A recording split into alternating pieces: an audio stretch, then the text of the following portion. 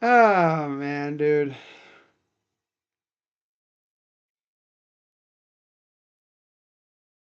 Safe to say, today was a good day. And I'm gonna be getting a damn haircut this week. That's for damn sure. This crap is pissing me off. But what is going on, everybody? Crazy Dog back with another Cleveland Guardians live stream. As it's officially time for my first series recap stream of the year. Yep. From this point on, all the way up until, what is it, late September, early October, hopefully mid October, possibly late October if the Guardians go on a run. I'll be doing a series recap, series preview every time. Sometimes it'll come the day after, like the day of the final game of the series if it's early, or it might come, the next day, depending on when that final game happens. Most likely, though, these streams will be happening the day of the final game. Like the game will end, and then I'll wait until later in the day, and then I'll be right here. So, the Guardians started off the 2025 campaign with a nice little 3-game series out at Kauffman Stadium against Kansas City, a team that will definitely be giving not only us, but the entire, I guess, American League fits this year because they're actually pretty good. They're a feisty bunch. They're a very feisty bunch. And I personally wouldn't take them lightly. It's just me, though. All right. But yeah, this should be a very interesting series to talk about. You know what I'm saying? And I see I'm already buffering. That's a lovely little thing there. So yeah, I figured out why my YouTube studio is always so far behind because it starts to buffer. So yeah, fun. Now, with that being said, get into the series against Kansas City, shall we? Starting off with the first game of the series on Thursday, Kansas City.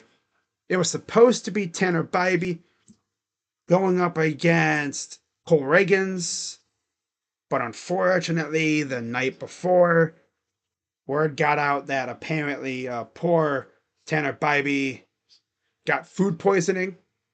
So literally a few hours before game time, yeah, Tanner Bybee scratched. Why? Food poisoning.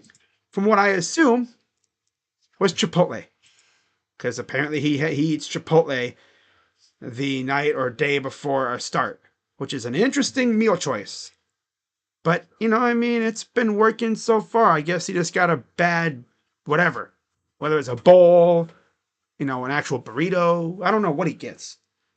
Why, but he does seem like a burrito bowl kind of guy. He's the kind of guy that would go there and just load up on meat. Oh, man. But yeah, so with Tanner out with food sickness, pretty much, the start went to Ben Lively. Imagine being Ben Lively, right? You're not slated to start until I believe it would have been game 3 of this series. Maybe it was game 2. I don't know, but he was supposed to start later. Was he supposed to start this series? Oh, he wasn't. I think it was supposed to be Tanner, Gavin, and Tanner, Gavin, and Luis. But they did a little flip flopping around, and Ben Lively started. And, he looked all right for a little while. He went 5 innings, 4 hits, 3 runs on a homer, 3 Ks, and he had an ERA of 5.40 once it's all said and done. One bad pitch messed him up.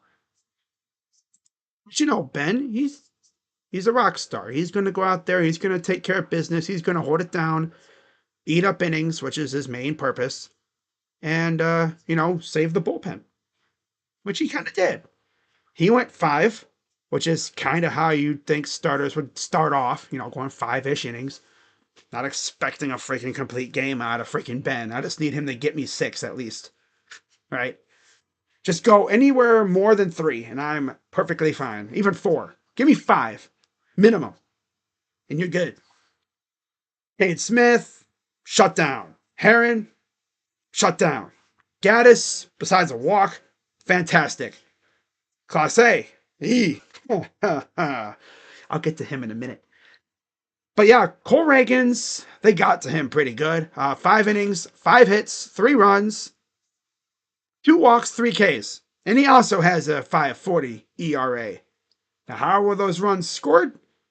Let's go over it. So, Vinny, of course, 3-run homer in the bottom of the 3rd, got them on the board. And I was like, okay, here we go. Of course, during this was kind of funny how it happened, though. So, MLB TV was giving people fits all day. First game, they're working out the kinks. A lot of people are having trouble with the app and stuff. Of course, the app comes online for a lot. I was still kind of having trouble. But I got it going just in time to see Vinny hit that 3-run bomb. And I was like, oh, joy. What a way to start. But of course, as you know, with the Guardians, they just don't freaking quit. The very next half inning, the Guardians responded with a sac fly from John Kenzie Noel. Love to see that. What a way to punch right back with a sac fly. Top of the 5th, good old J-Ram, sac fly. Made it 3-2. And then the power of the mustache, Al Manzardo, who we got from Tampa for Aaron Savale. It's going to turn into a fleece now. Right? It's going to turn into a fleece. I mean, people were pissed we gave up Aaron for Kyle. Now it is. I mean, I was looking like a damn dog out there. For realsies. But I was Kyle Schwarber and Vlad Jr. Homer away from 40K. And Parent shot? That's tough. That's brutal. Oh, that's brutal. Damn. That's tough. That close. Especially 2 guys like that. Oh. For it to be those 2? Oh, that's tough, dude. Oh, we're buffering again. That's lovely. That's tough, man. 40. Oh, this is close. Let me actually make sure I got everything good on my settings here. Alright, I think we're all set, though. I just want to make sure everything's good on the Streamlabs side.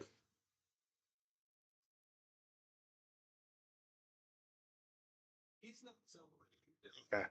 Yeah, we're good. Okay, sorry if there's a little buffering or if it jumps around. YouTube Studio now. It's been lacking off the last little bit.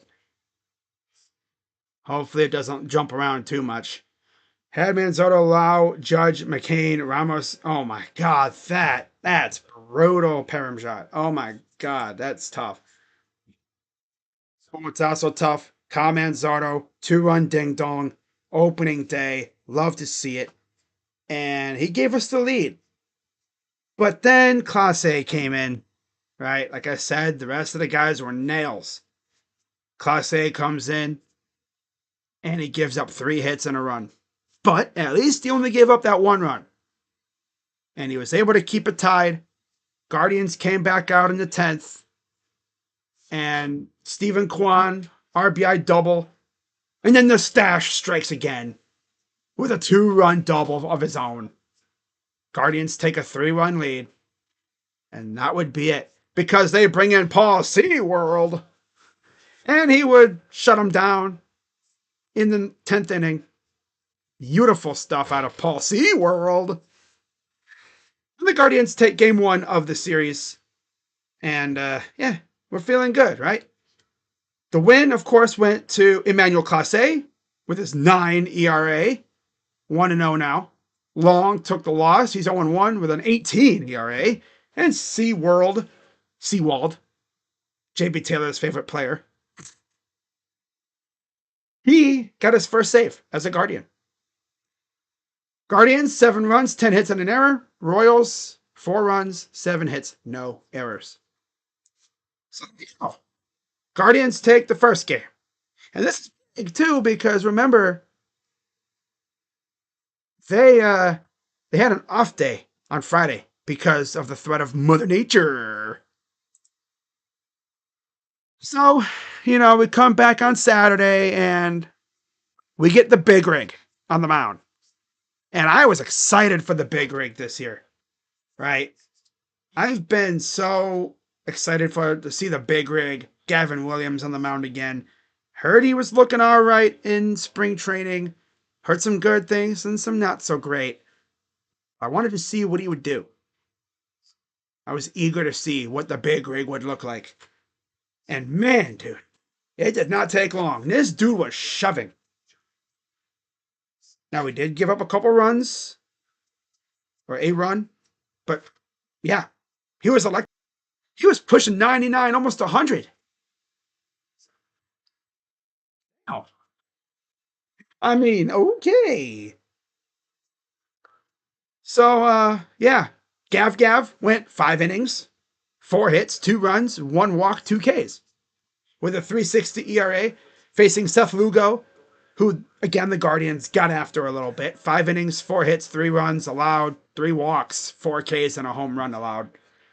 As the Guardians would strike early with a Bo Naylor RBI single, his first RBI of the year, 1-0 Guardians. And then top of the third, welcome back Carlos Santana, RBI sac fly. Yeah, 2-0, top of the third. And then things kind of started to get a little rocky. Salvador Perez would single in via bloop ball, 2-1 Guardians. And then top of the 5th, we would respond with a Stephen Kwan homer, his first of the year, made it 3-1 Guardians. And then damn Salvador Perez answered back, bottom 6 with a single, made it 3-2. And then Michael Garcia would homer to tie the game. And then Bobby Witt would hit a double to give them the lead. And that would be it in terms of scoring. Now, it's funny because I talked about SeaWorld being good. Well, we saw the bad side. Yeah, with every good, there's a little bit of bad. Paul SeaWorld, 2/3 of an inning, 2 hits, 2 runs, 2 earned, 1 strikeout, and he gave up the homer. Yeah. Davey Taylor warned me about him, and now I see why. He's going to be the Scott Barblow of this staff. I can already see it now. He's going to be the Scott Barblow of this staff. One day I'm going to love this guy. Next day I'm going to freaking want him DFA'd. That's just the way it's going to be. That's baseball, right? To be honest, Gaddis came in afterwards, gave up a walk, but he wasn't even really horrible. Of course, he gave up the hit, actually, that would give them the lead, but the run went to Seawald. Go figure. And then Junis. Yeah, Jacob Junis, for those who didn't know. He's on the Guardians, too. He former Royal. She came in and he gave up a hit, but he only got a strikeout. Didn't do too bad. Not as bad as Seawald, though. So, Guardians lose. So they're not going to go 162-0 over it. And Daniel Lynch got the win. He's 1-0. Sewald took the loss. He's 10. He has a 1080. Oh man, a 1080 ERA. And then Estevez got the save. He's got his first as a Royal. So each team won a game. Not only did we lose, J-Ram got hurt too. Hurt his wrist on a slide trying to steal second.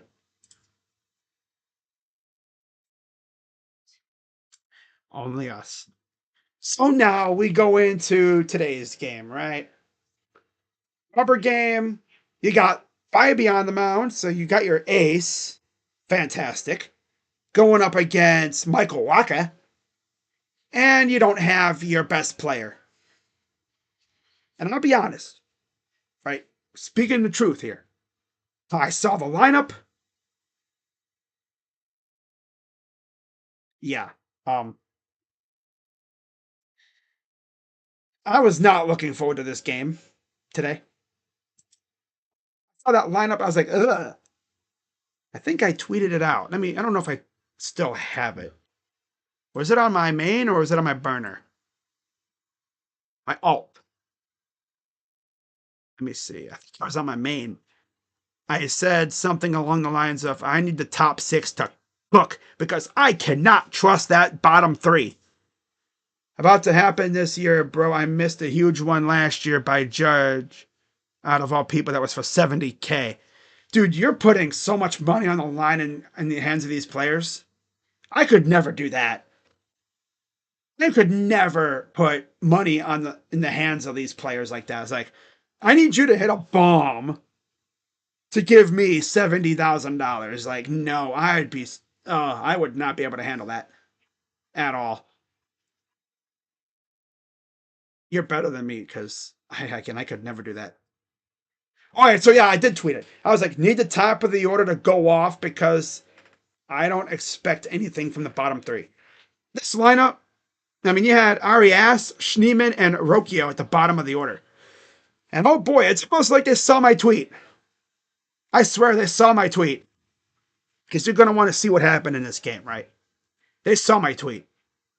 And knowing how chronically online they are, they saw it. Who knows? They probably did. Somehow.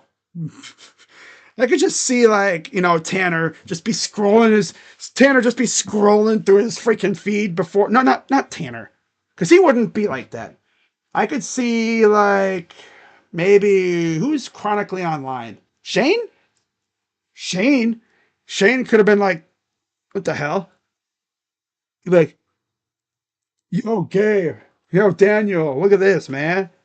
Freaking Crazy Dog YT says, the top of the order better go off because I don't trust the bottom of the 3rd.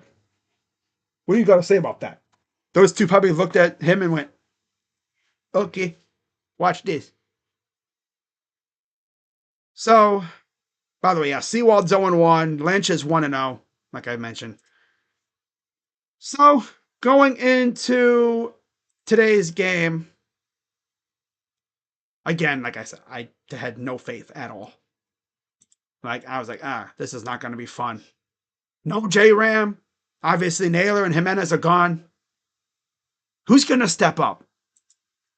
Well, who do you think stepped up in this game? Well, first of all, Tanner Bibee, post food poisoning.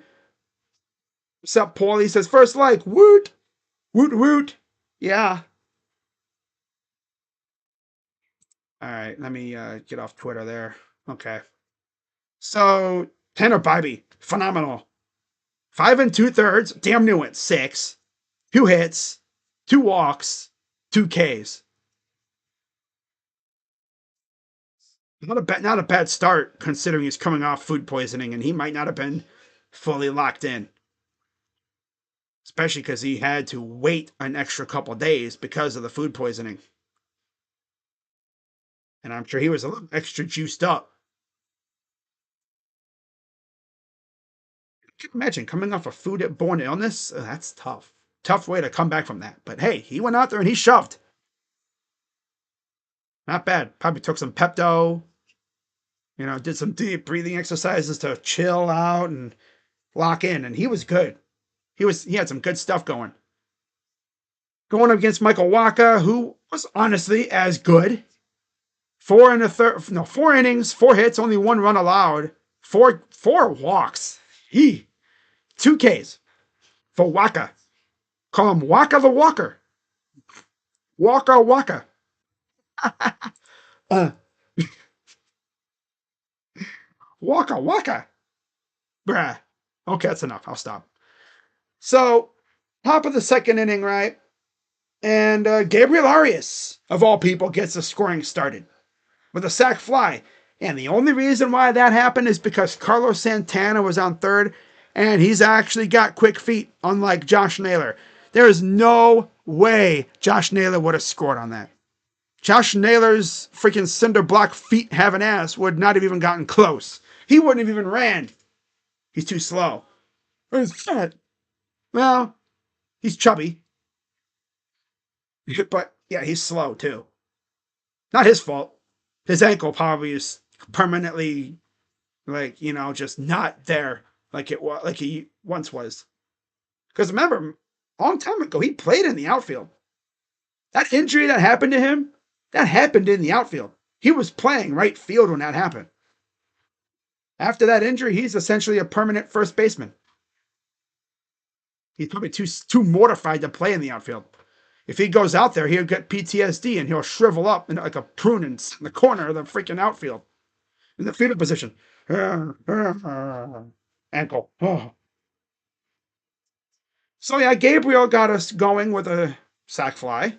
Pleasantly surprised. Love to see it. And then it would be 1-0 for another few innings, and then the stash once again strikes again. Kyle Manzardo, 2-run homer. Pairs. He likes hitting things in pairs. His second of the year, second of the series. He loves hitting in Kansas City, I guess, too. Yeah, 2-run shot, 3-0.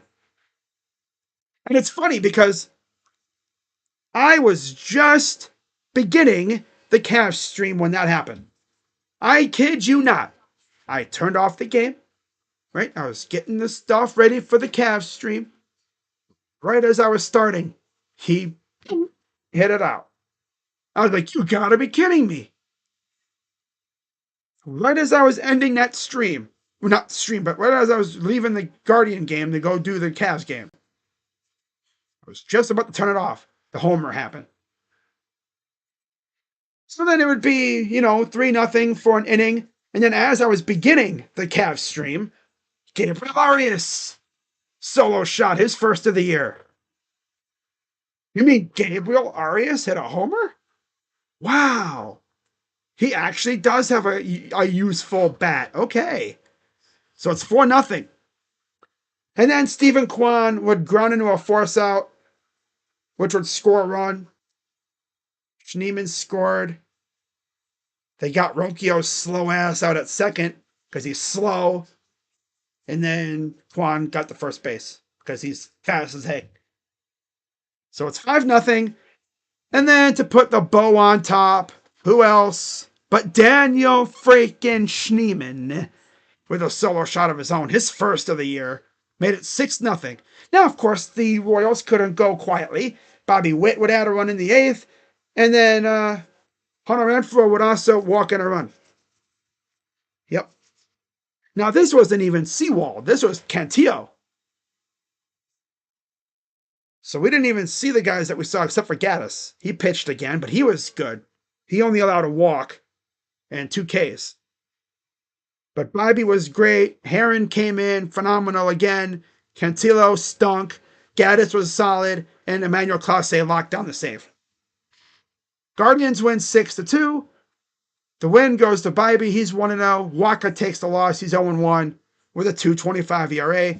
Guardians, 6 runs, 11 hits and an error. Royals, 2 runs, 5 hits. No errors. And I don't know if I went through the second game, But there really wasn't too many hits in that game, from what I remember. Then again, it might have been like a dozen hits to like something. All I know is the Guardians offense actually was able to get after Lugo, but his team is still just not what I wanted it to be. So yeah, in that game, it was 3 runs, 5 hits, no errors for the Guardians, 4 runs, 10 hits, no errors for the Royals. So we're now 2-1. They're 1-2. We're back in first place in the AL Central, where we rightfully belong. And now the Guardians will travel out west to California for first in San Diego, and then they go to Anaheim to face the Angels. And the first game is actually tomorrow night at 9:40 p.m. against San Diego, as Luis Ortiz, the former Pirate, will make his first start as a Guardian against Kyle Hart. Now, you look at the preview for this game. I actually looked up the stat muse part 2. My ears itching like crazy. Gotta love that. Now, we've never faced Kyle Hart. Ortiz. Only Manny Machado has a homer with 3 RBIs, and Yuli Gurriel has an RBI, and that's it. So, not much there. And this should be an interesting game. Now, against the Padres in his career, Luis Ortiz, 0-1 with a 5.74 ERA, 6 Ks, 3 appearances against the Padres in his career, all with Pittsburgh. We'll see how he does with Guardians pitching development. Betting $1, bro. That's the insane part. I know, right? J-Ram, as of right now, I'm pretty sure he is technically day-to-day. They said he could be back tomorrow, if the swelling is down and everything. They said like they did like x-rays and stuff. They did imaging, negative. Everything's good. So he probably could have pinch hit today if he needed to. You know J-Ram. You'd have to tie him down to a chair like this, with his arms to his side, put him in a straitjacket, and completely like lock him down to keep him out of the game. That's how eager he is to get out there and help his team. Now, honestly, if I'm J-Ram, I look at what happened today and I'm like, okay, so these guys can actually hold their own. But again, it's freaking Kansas City. But still, it's Michael Wacha. He ain't no slouch. He's actually a pretty damn good pitcher. And we scored a couple runs on him. This lineup just isn't scary, though. But they could get you if you're not careful.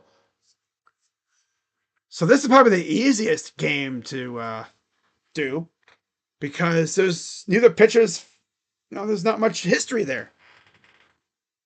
We're 2-1, they're 4-0, they're coming off a sweep.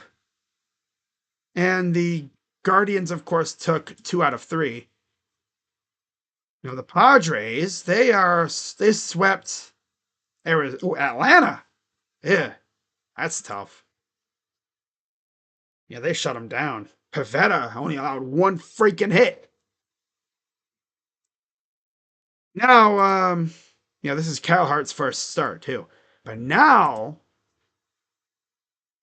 we get almost back to the top of their order. Lucky us. As on Tuesday, April 1st, not a joke. Yeah, not a joke. LOL. It'll be Michael King versus Logan Allen. Yay! Michael King, 10-3 or 10-13 ERA. Logan Allen making his first start of the year. And Michael King is coming off a start against Atlanta. 2 2/3 innings, 4 hits, 3 runs, 4 walks, 3 Ks. Wow. Cannot wait to get shut down by this guy, because we all know how good he is. He goes to freaking Ruben Nibla's team, and it's like, damn, he did turn him into a damn freaking super ace. Gee whiz. Now, Michael King against the Guardians, I know we've faced him before. I think he kicked our ass last time we faced him, if I'm not mistaken. I'm going to turn it to Sports Center. The best part about winning games in general is I don't feel guilty about watching Sports Center afterwards. Oh wow, Kings won, I think.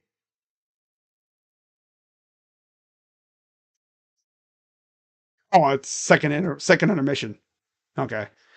Michael King is 1-0 with a .51 ERA, so a sub 1 ERA and 24 Ks, one save and 6 appearances.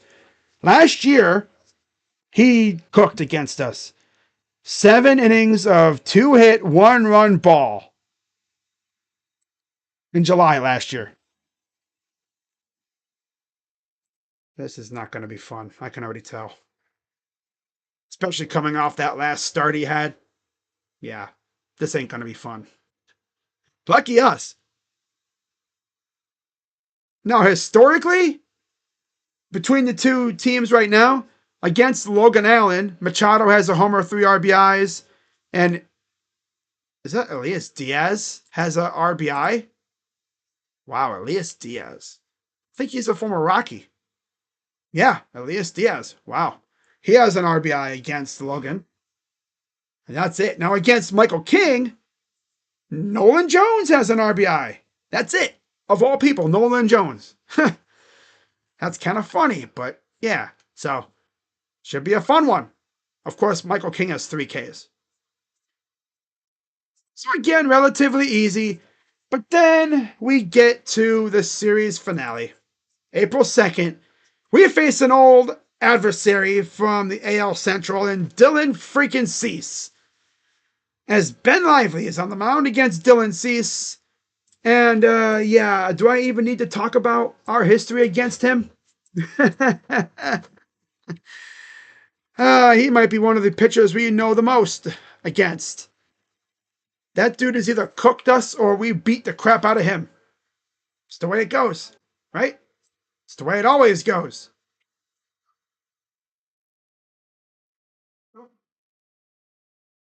It's the way it always goes between these two teams, right?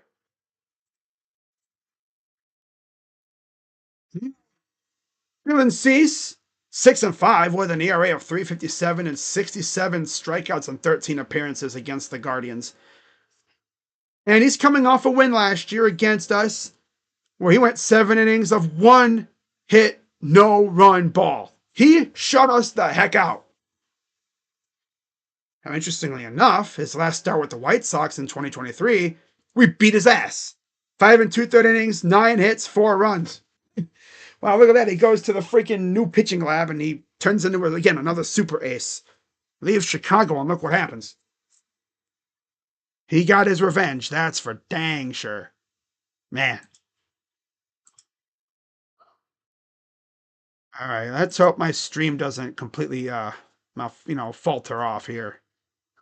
Sorry again if it's buffering or if it's skipping. YouTube Studio is acting super unserious right now. I don't know what the hell happened. It's just been so bad. Oh well. So, not looking at chances here. Looking at the history again between these two. Now, Ben Lively versus the Padres. I don't think he did that well last year, did he? I think he faced him one time. Ben Lively. How did Uncle Ben do against the Padres? Oh, actually, okay. Um. Oh yeah, he took a loss, of course. Yeah, 2 runs on 6 hits, 2 walks, 2 Ks, and 5 1/3 innings against the Padres last year. The one time he faced them. Oh joy. Yeah. This is not going to go well. This is not going to go well at all. Okay, I just need this thing to show up. Thank you very much.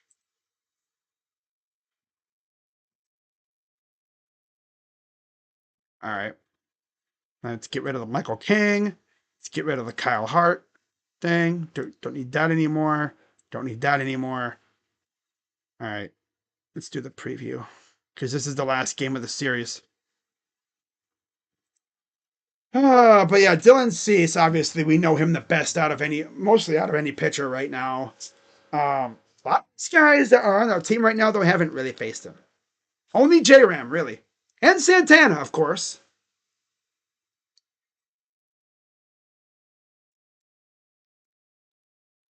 Of course, I'd be shocked if Santana never faced a pitcher before.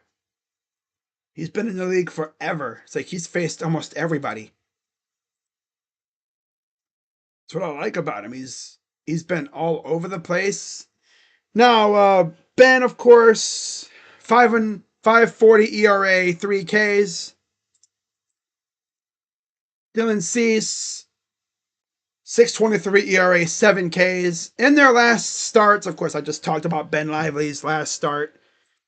It was all right. I mean, 5 innings, 4 hits, 3 runs, 3 Ks. Managed to not walk anybody. Only real big hit was the homer. Dylan Cease, 4 in the third innings, 4 hits, 3 runs, 2 walks, 7 Ks. Oh yeah, this dude's probably gonna shove. Against Ben in his career, nobody has hit a home run or anything off of him. So the people that did the damage to him are not currently on the team. That's actually insane. Huh. Yeah, nobody on the team right now has done anything against him. In fact, let me see who did the damage against him.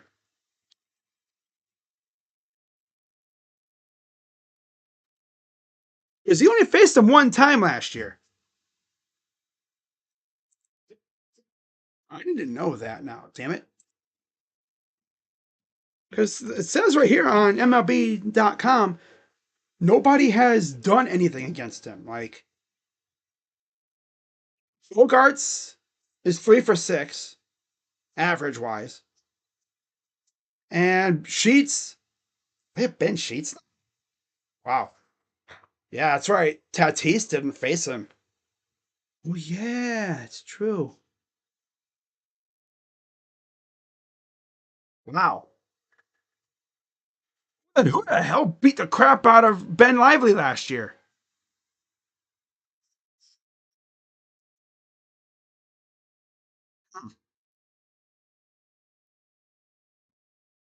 That's actually got me curious now.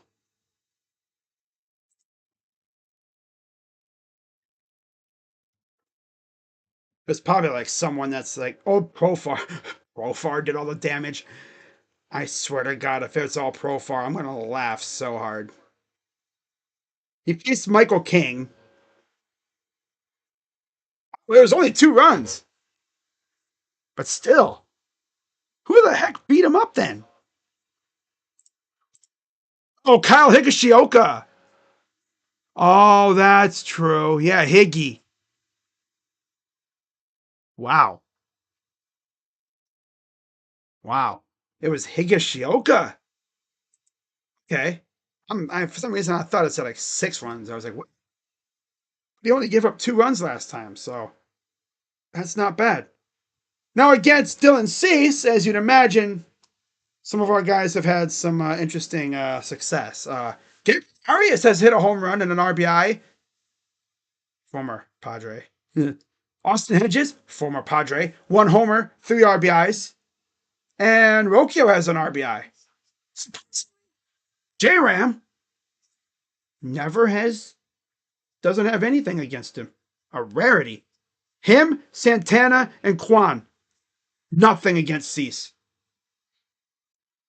In fact, J-Ram's batting 185. Ugh. Santana's batting 095. Ugh.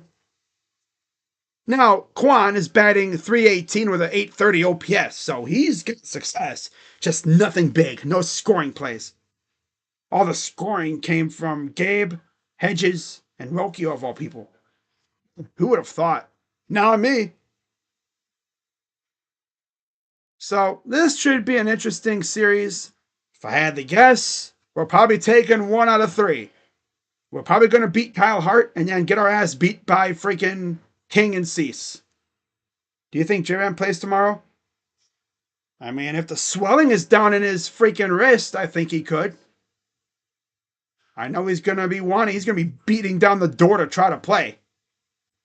So if I had to guess, I think he'll give it a shot. But we'll see how he does. Now, I'm kind of, worrisome because the last time he played with an injury was when he hurt his hamate bone. He played through it, and he had possibly the worst stretch of games we've ever seen. Like, he looked bad.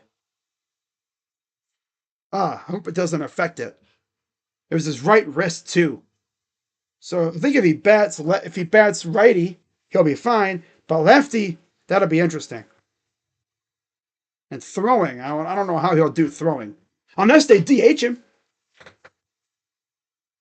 They could do that. DH him and have Kyle play first. If you want to rest Santana, just my thought. I don't know how they're going to do it.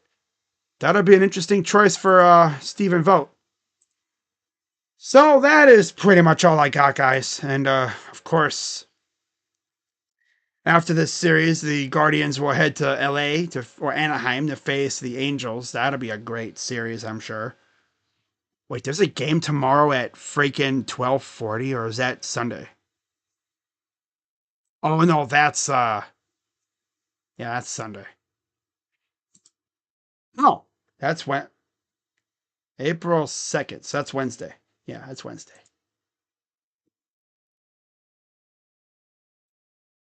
Yeah. We play against Cease April 3rd. Let's see. What do we got April 3rd? Off day. Okay, cool. So we'll see what happens, but that's going to wrap it up for this one, guys. Have a good rest of your night. And again, I'm sorry if the stream was a little jumpy or buffery, whatever. And I'll see y'all. I don't know about streaming into these games. If I was going to stream a game, it'd be probably game 2. Allen versus King. But I might let these guys show me that I need to, that they deserve me to stream them. Because right now, the only ones I'm really going to be streaming are Tanner, if the Cavs aren't playing, which that's going to be tough, or Ben. Yeah. I'm not going to make myself stream a Luis Ortiz start until he proves to me that he's actually good. Because I'm not going to waste my time, especially with the way YouTube is acting with me right now. What's up, Eric? So, you came in right at the right time because I'm about to end this thing. So, with that being said, guys, have a good rest of your night. And I will see you all. Well, I don't know when I'll see you guys again, honestly. Well, let's see here. So, I'll be live again on Wednesday for Cavs and Knicks. That'll be fun. Yeah, Cavs and Knicks on Wednesday. And then, other than that, who knows? I might go live, talk Browns or something. Who knows? So with that being said, guys, I will see you all later. And let's go Guardians. As always, be sure to hit the like button, subscribe, and hit that bell. By the way, one more day until draft month. April. It's already getting to April. Like, that's insane. Like, this upcoming month, NFL offseason programs begin. The guys return to the facilities. They start doing that, workout stuff, getting back in the game shape and stuff. They be doing like little drills, and you see like some pictures and maybe some videos of them doing some light throwing. Just nothing serious. It's mainly just throwing against air. And I tell you what, camp season's almost here. I always say, though, once the draft is over, that's when the off season hits another gear. Because once the draft is over, you get about a week, and then you get rookie minicamp. And once that's done, you get into May, and then you get like OTAs starting up. You get the voluntary stuff.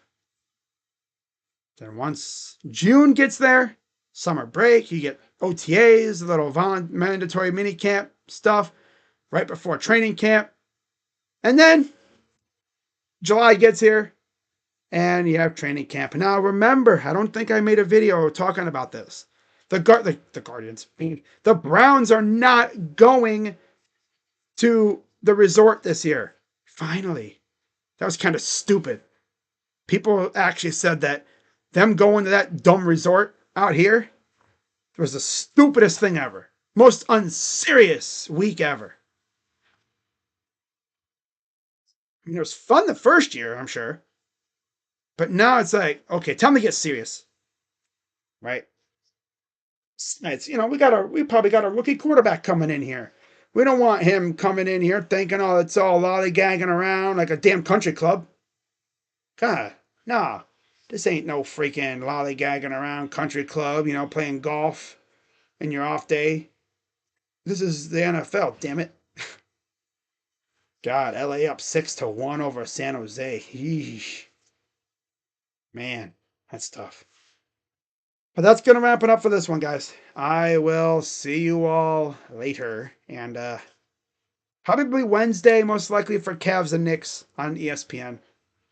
And then I don't know if I'm going to be doing any Guardian games in this series, to be honest. The matchups don't really entice me. They don't intrigue me. No, well, I'll still watch, but I might not stream them. With that being said, because of course the Cavs have priority, because they're so good right now. That's the way it is. Cavs are in a playoff push. They have priority. If the Cavs were boo-boo ass, I would probably be doing more Guardians. That's the way it'd be. So with that being said, I'm Crazy Dog. Let's go, Guardians. And I'm out. Bye-bye. Yeah. All right. Now let's see how long it takes my stream to catch up to where I was. Probably like 30 seconds. I'll be here 20 minutes.